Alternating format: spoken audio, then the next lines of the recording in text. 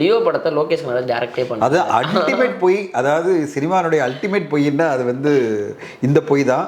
அது நாங்களாம் பார்த்து சிரிச்சிட்டோம். அதை பார்க்கும்போது என்னடா அல்டிமேட்டாக இருக்கானுங்களே பொய் சொல்கிறதுல அப்படின்னு சொல்லிட்டு. இப்போ நெல்சன் வந்து டைரக்ட் பண்ணல இந்த படத்தை அப்படின்னு ஆரம்பிச்சிடும் போல இருக்குது. ஐயோப்பா முடியல, இவங்களுடைய அட்டகாசமெல்லாம் முடியவே இல்லை. அது அவருடைய படம். எவ்ரிடே அவர் இருந்து ஒரு ஃப்ரேமும் அவர் பார்த்து ஷூட் பண்ணியிருக்காரு. ஒவ்வொரு இயக்குநர்களும் மிஷ்கினில் தொடங்கி இயக்குனர் மிஷ்கின்லேருந்து எல்லாருமே லோகேஷ் கனகராஜனோட இயக்கத்தை பற்றி பாராட்டி பேசிகிட்டு இருக்காங்க.